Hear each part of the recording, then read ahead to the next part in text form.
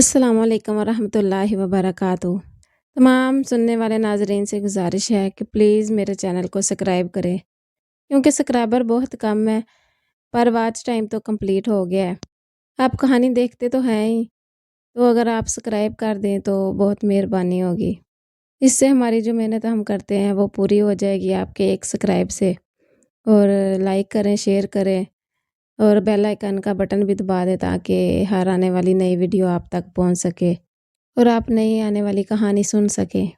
آپ سے گزارش ہے کہ پلیز چینل کو سبسکرائب کریں۔ Thank you. چلیں اب کہانی کا آغاز کرتے ہیں۔ عورت دل کی کتنی بھی پاک صاف ہو اور مرد کی محبت میں اندھی ہو، پھر بھی عورت کی انجانے میں کی گئی چھوٹی سی غلطی بھی اس کی محبت پر بھاری پڑ جاتی ہے۔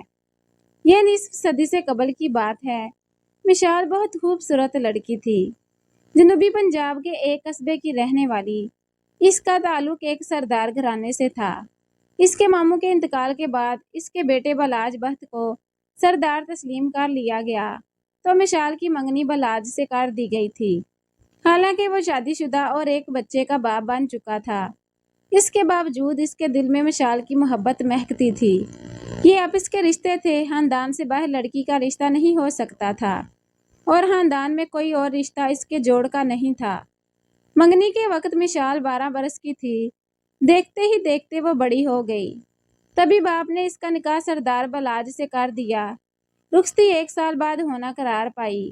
ان کے اور بلاج کے گھر کے بیچ صرف ایک دیوار کا فاصلہ تھا۔ وہ جب چاہے اس کے گھر آ جا سکتی تھی اور وہ بھی مشال کے گھر جا سکتا تھا۔ یہ اس کی پھپھو کا گھر تھا۔ ان کا رشتہ ایسا تھا کہ کوئی انہیں روک نہیں سکتا تھا۔ سردار بلاج سخت طبیعت کا مالک تھا۔ گاؤں پر اس کے نام کا سکہ چلتا تھا۔ وہ جو چاہتا تھا وہی ہوتا تھا۔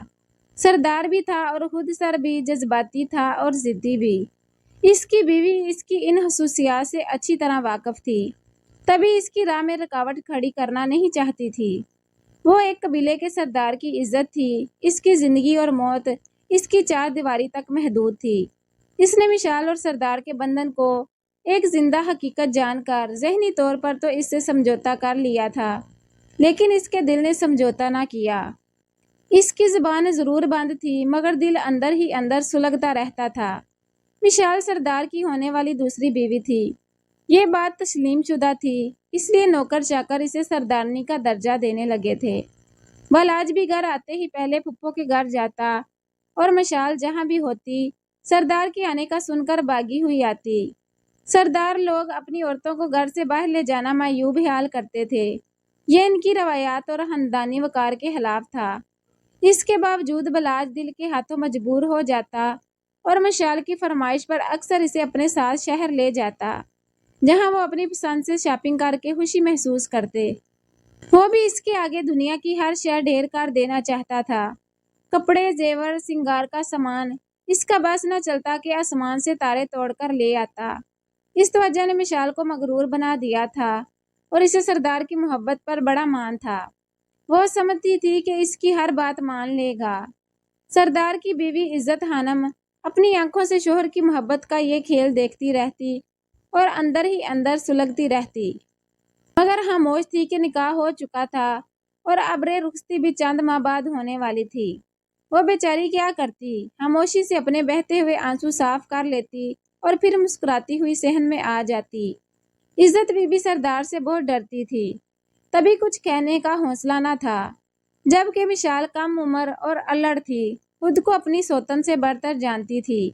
ایک فاتح کی طرح اس کے سامنے سر اونچا کر کے چلتی اور عزت خانم کو جلانے کے لیے اس کے سامنے بلاج کے ساتھ باتیں کرنے لگتی۔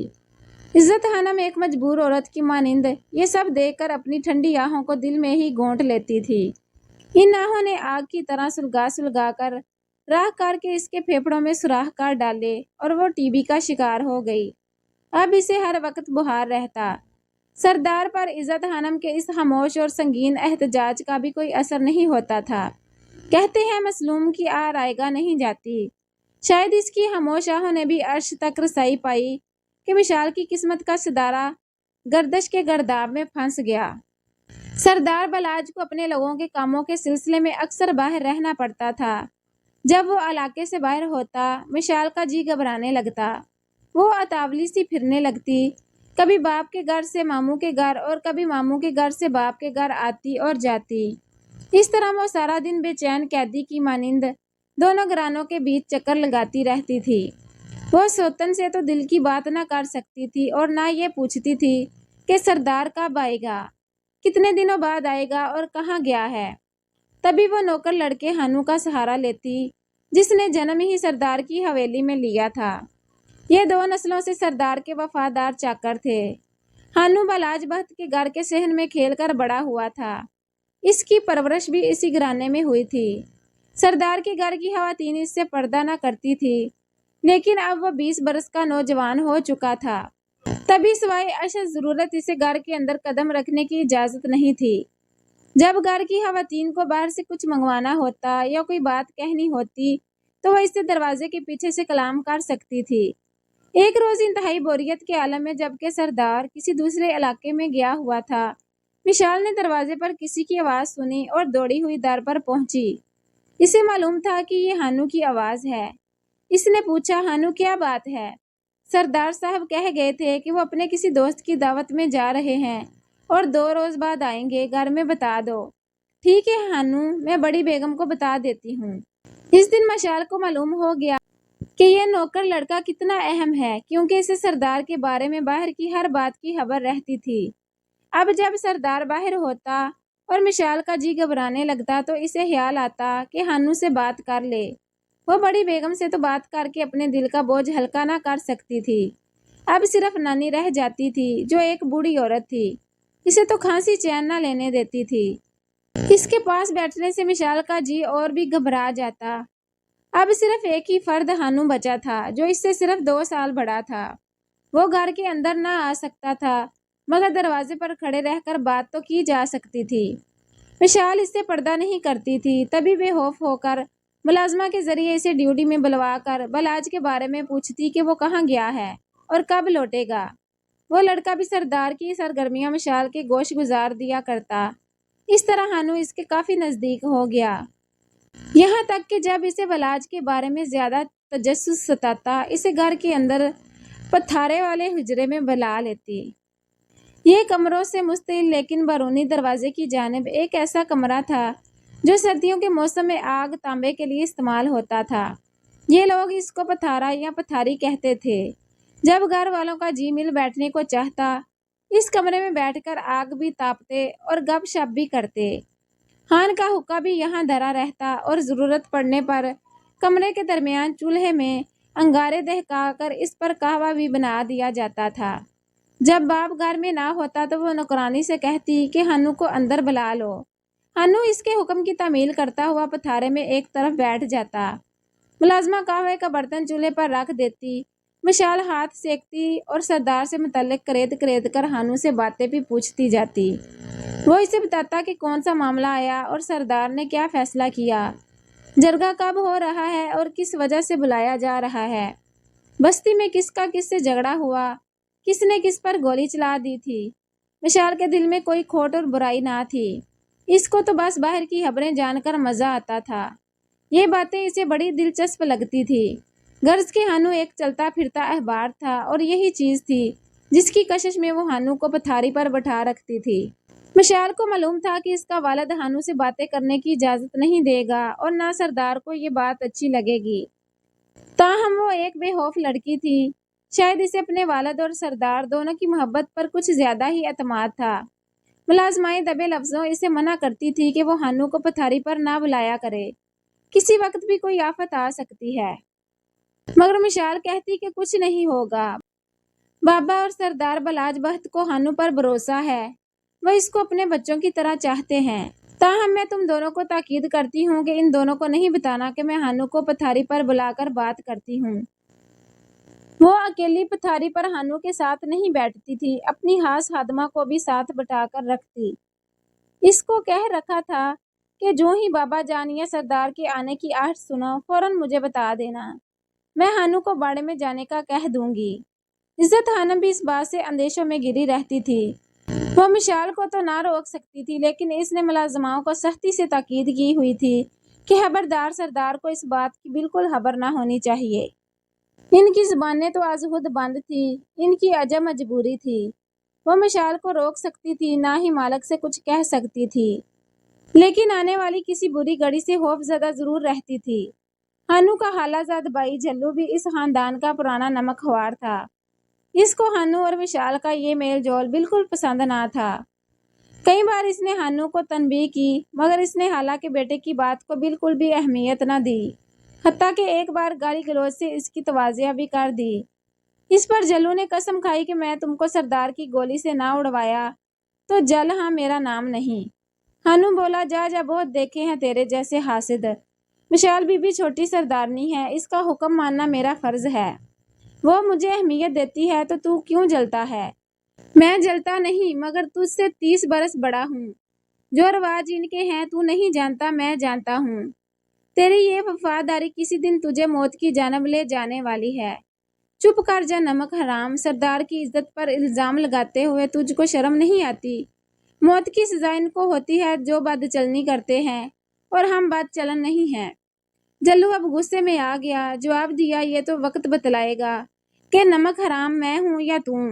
اب یہ جلو نے اپنا فرض سمجھ لیا کہ جس روز مشال ہانو کو بلا کر باتوں میں مشغول ہوگی، وہ سردار کو اطلاع کر دے گا۔ اگلے روز جب سردار کسی جھگڑے کا فیصلہ کرنے دوسری بستی جا رہا تھا، جلو نے دبے لفظوں میں خواہش ظاہر کی کہ وہ بھی ساتھ جانا چاہتا تھا، لیکن اب نہیں جائے گا۔ کیوں جل ہاں، تم تو ہمیشہ میرے ساتھ چلتے ہو، آج کیا ہوا ہے؟ اس نے کہا، جان بخشی چاہتا ہوں، کہنے کا مجھ میں حوصلہ نہیں ہے۔ بولو بولو، تم میرے خاص وفادار آدمی ہو، ڈرو مت، جو بات کہنا چاہتے ہو بے دڑک کہہ دو۔ جناب، نمک حراموں کی سزا موت ہونا چاہیے، تم کہنا کیا چاہتے ہو؟ جناب، کتے کی ذات شفاف پانی کو ناپاک کر دیتی ہے۔ سردار غصے سے تھر تھرا اٹھا، کیا کہہ رہے ہو؟ صاف کیوں نہیں کہتے؟ جناب، ہانو اور چھوٹی بی بی صاحبہ کا کوئی میل جول نہیں ہے۔ آپ کے جانے کے بعد اکثر وہ گھر کے اندر جاتا ہے۔ اگر یہ بات سچ نہ ہوئی تو جان لے کہ تیرا ہی سر قلم ہوگا۔ جناب، میں حاضر ہوں، جلو نے سر جھکا کر کہا۔ آج آپ 2 گھنٹے بعد تشریف لائیں، آپ کو سامنے والے موڑ پر ملوں گا۔ اچھی طرح سوچ لے جالہان۔ سردار، اگر بات غلط ہوئی تو میرے بدن کے ٹکڑے چیل کوے کھائیں گے۔ بالاج بہت ہاں کے گھر سے نکلتے ہی جلو نے ہانو کی نگرانی پر خود کو مامور کر لیا۔ سردار کو گئے آدھ گھنٹہ گزرا تو ملازمہ ہانو کے ٹھکانے پر گئی، جو دھوپ میں چارپائی ڈالے لیٹا ہوا تھا۔ ملازمہ نے اسے دور سے اشارہ کیا اور واپس حویلی چلی گئی۔ ہانو فوراً اٹھا اور بیرونی دروازے پر پہنچا۔ اس نے دستک دی، وہ پتھاری والے حجرے میں بلوا لیا گیا، جہاں وہ ایک طرف چوکی پر بیٹھ گیا۔ ملازمہ نے قہوے کی کیتلی چولہے پر رکھ دی تھی۔ سردار صاحب کدھر گئے ہیں؟ مشال کا پہلا سوال تھا۔ وہ پاس والی بستی میں ایک جھگڑے کا فیصلہ کرانے۔ کب تک واپسی ہوگی؟ غرض اسی طرح کے سوالات کا سلسلہ حسب معمول جاری ہو گیا کہ کہیں ہان کسی اور عورت کی طرف تو مائل نہیں۔ اتنے میں قہوہ تیار ہو گیا۔ مشال کے حکم پر خادمہ نے قہوے کا پیالہ اس کے آگے رکھا۔ وہ چھوٹے چھوٹے گھونٹ لینے لگا، بولا، بی بی صاحبہ، جو کچھ پوچھنا ہے جلدی پوچھ لو۔ کل سردار نے میرے ذمہ کچھ کام لگایا تھا، مجھے ان کے آنے سے پہلے وہ کام کرنے ہیں۔ وہ دوسری بستی گئے ہیں، اتنی جلدی آنے والے نہیں۔ تم بیٹھو، میں تم سے کچھ اور باتیں پوچھنی ہیں۔ اتنی کیا جلدی پڑی ہے؟ آج سردار کی طبیعت افسردہ تھی۔ گھر سے روانہ تو ہو گیا، لیکن بیچ راستے سے واپس مڑا اور گھر کی طرف محو سفر ہو گیا۔ ملازمین کام کاج میں مصروف تھے۔ نانی اپنے کمرے میں چلی گئی۔ اکیلی رہ جانے پر مشال کا جی گھبرایا۔ وہ چولہے کے پاس بیٹھی آگ سیک رہی تھی۔ ہانو آیا تو اس نے جوتے دہلیز کے باہر ہی اتار دیے۔ وہ قہوہ پی چکا تھا، آج اسے انجانا سا خوف محسوس ہو رہا تھا۔ وہ جلد یہاں سے چلا جانا چاہتا تھا۔ جب وہ جانے کو اٹھنے لگا تو اچانک ہی مشال بھی اٹھ کھڑی ہوئی۔ اس کی شال پاس رکھے سردار کے حقے کو لگی اور حقہ گر گیا۔ تبھی اس نے حقہ اٹھا لیا اور ہانو سے کہنے لگی، اس کا پانی گر گیا ہے، تم اس پر نیا چلم رکھ کر پانی بھی بھر دو۔ کیا تمہارے پاس نیا گل ہے؟ جی ہے، ابا حقہ پیتا ہے، میں ابھی لاتا ہوں۔ وہ دوڑ کر باہر گیا اور گل لے آیا۔ گل دیتے ہوئے اس نے مشال کی طرف دیکھا، جہاں الاؤ کی روشنی نے چراغاں کر رکھا تھا۔ وہ اپنے نام کی لاج تھی۔ सुरख गुलाबी दहकता हुआ रंग, जैसे वाकई मशल जल रही हो। वो इतनी खूबसूरत थी कि इस पर 1000 बार अपनी जान भी कुर्बान कर सकता था। इसने गुल यानी मिट्टी का बना हुआ कप सा चिलम इसके आगे कर दिया। फिर हुक्का इसको पकड़ाते हुए बोली, लो इसे पानी भर दो। क्या तुम हुक्का पीते हो? इधर ये बातें चल रही थी और उधर जल्लू मोड़ पर खड़ा था। सरदार को आते देखकर इसने कहा, आप ठीक वक्त पर आ गए हैं। अब सरदार आगे आगे और बहुत आदमी इसके पीछे पीछे था। इधर पथारी वाले कमरे में मिशाल इसी लम्हे हानू को हुक्का पकड़ाकर पूछ रही थी कि क्या तुम हुक्का पीते हो। ये फिक्रा भी बलाज बहत खान ने अपने कानों से सुना और हुक्के को पकड़ाते हुए अपनी आंखों से देखा। तभी इसकी आंखों में खून उतर आया। इसने बड़ी बेगम को आवाज दी, इज्जत मेरी बंदूक लाओ। सरदारनी बरामदे में थी, शोहर के रुख पर तनाव देखकर लरज गई। इतने में सरदार ने जल्लू को आवाज दी, अंदर आ जाओ और बंदूक मुझे दे दो। ये सुनकर इज्जत खानम तेज कदम उठाती अपने कमरे में दौड़ी। वो समझ गई कि आज इसका शोहर जरूर खून बहाने के इरादे से बंदूक मांग रहा है। जल्लू अंदर आ गया और सरदार को बंदूक थमाकर बाहर चला गया। खौफ के मारे हानू के हाथ से हुक्का और चिलम दोनों गिर पड़े और कदम हुजरे के फर्श पर जम गए। इसमें हिलने और भागने की सकत न रही थी। इसी वक्त ज़ईफ मुलाजमा आती दिखाई दी। सरदार गरजा, माई तू हट जा मेरे सामने से। इसी वक्त मिशाल को मौका मिल गया और वह दरवाजे से बाहर निकल भागती हुई अपने बाप के घर चली गई। वो गलत थे या सही, बलाज बहत को यह सोचने की फुर्सत ना थी। इसने मिशाल को हानू को हुक्का थमाते हुए देख लिया था। बस यही मंजर इसकी गैरत पर ताजियाने लगाने को काफी था। मिशाल इसकी मनकूहा इसकी इज्जत थी और इसके नौकर को हुक्का पेश कर रही थी। इससे बड़ी और क्या तौहीन हो सकती थी। इसने गरज कर हानू को ललकारा, नमक हराम, कलमा पढ़, तेरी मौत की घड़ी आ गई है। वो डर कर मालिक के कदमों पर गिर गया। इसने अपनी बेगुनाही की कसम खाई और बोला, बेशक मुझे चाह मंजूर है, मेरी बेगुनाही साबित हो जाएगी, तेरे लिए चाह की जरूरत नहीं है। तू मेरे घर के अंदर मौजूद है, मेरी आंखें देख रही है। तुझे घर के अंदर आने की इजाजत किसने दी? इस कबीले में चाह की रस्म होती थी, जिस पर बदचलनी का शोभा होता था। इसको अंगारों पर से गुजारा जाता था। इन दहकते अंगारों को चाह कहते थे। इनके मुताबिक गुनाहगार के पांव जल जाते और वो हलाक हो जाता, जबकि जो गुनाहगार ना होता वो जलने से बच जाता और हलाक ना होता। तुझको मेरे घर में आकर अहले हाना के सामने आने की जुर्रत कैसे हुई? ये कहते ही इसने हानू पर फायर खोल दिया। वो गिरकर तड़पने लगा। फर्श और दीवारें हानू के खून से रंगीन होने लगी। इधर मिशाल घर के बीच दरवाजे को फलांगती अपनी हवेली से दौड़ती नानी के कमरे में पहुंची और इसके पलंग के नीचे छुप गई।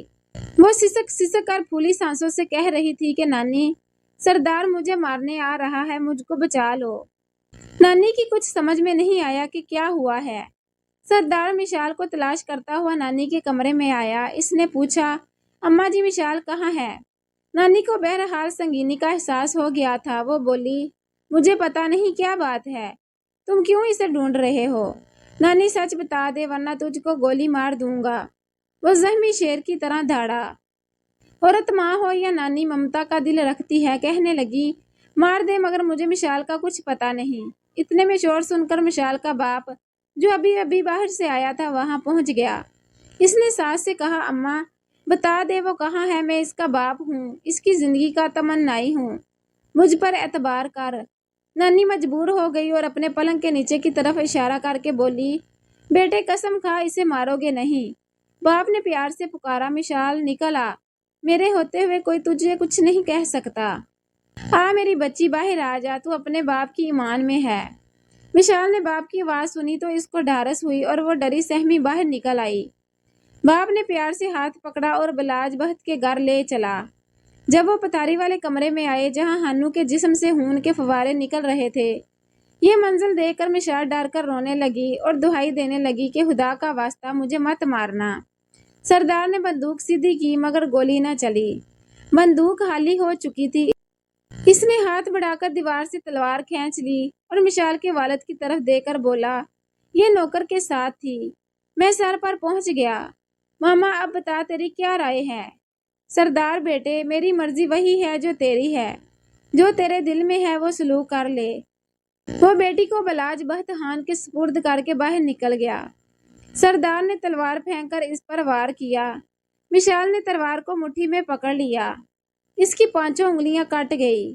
موت کا یہ کھیل کافی دیر تک جاری رہا۔ ملازمائیں دیکھتی رہ گئیں۔ عزت خانم دہائی دیتی رہ گئی کہ اس کو جان کی امان دے دے۔ خان بولا، ہٹ جاؤ، دور رہو، ورنہ تجھے بھی۔